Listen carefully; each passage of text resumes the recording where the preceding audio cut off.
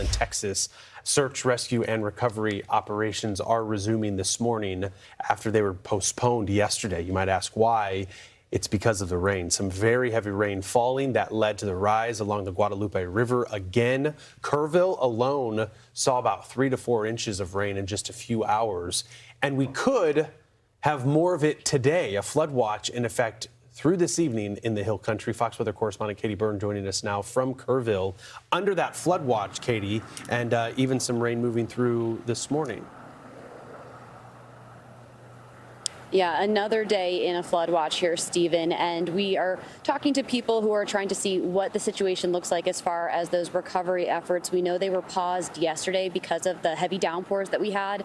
Crews were able to get back out there to continue the recovery and the cleanup efforts really around 3 o'clock in the afternoon local time. So we came to where all of the volunteers are showing up. This is a high school football stadium where actually there are kids practicing just right behind us, but this is also where volunteers are being sent, and a lot of them are just chatting with each other, meeting each other for the first time, trying to figure out their assignments for the day. We know around 9 o'clock this morning we're expecting officials to help these volunteers have some place to go, but we just met Matthew Smith as he pulled up here. He made it so that he could be here today on a Monday, but just what moved you to come?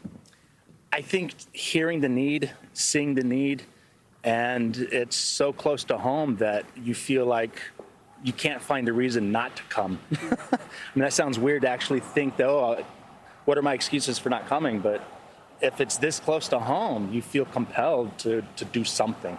Yeah. So you drove here from San Antonio. We know that there are a lot of volunteers helping with the search. Other volunteers are being given assignments to help with cleanup. I mean, what's your first impressions just being in the area, and have you seen some of the damage, and have you felt the mood on the ground? Yeah, even just driving here, you see first responders with their lights on coming past you, and you realize that you're kind of in a disaster zone. So yeah, it just has this somber feel.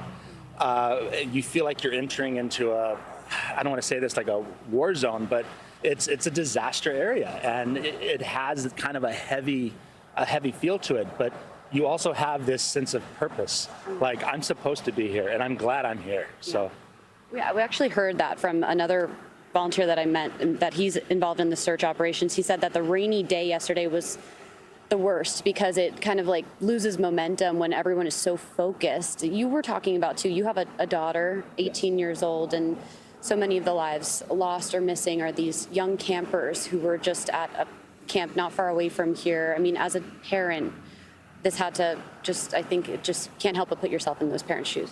Yeah, right. I mean, like if I was in that situation, I would hope that there'd be people who would respond. So if I have that hope, then why should I not give that hope to somebody who is in that situation?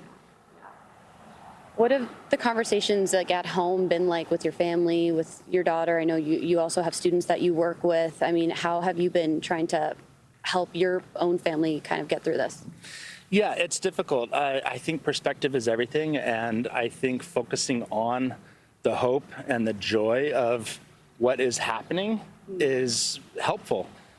So seeing people come out, seeing people respond, being told, oh, we have enough volunteers over here, please go over there. Those are things that I think are helpful to dwell on, and not the disaster and the negative aspects. Great things to talk about here. And I'll send it back to you guys knowing that these volunteers are still showing up also 10 days into the search efforts and the recovery efforts and the cleanup efforts here on the ground. So just a testament to the community and people all over Texas that are showing up even days later after the initial, knowing about this on the ground. We have hundreds of these volunteers trying to help in any way they can. Yeah, while it's easy, immediately after disaster, you have that push of people, but seeing that even well removed after a week. And with the forecast too, Katie, because it's been very unsettled and flooding has been a huge risk. Good to see. Thanks for bringing us that. Again, Fox Weather correspondent Katie Byrne in Kerrville.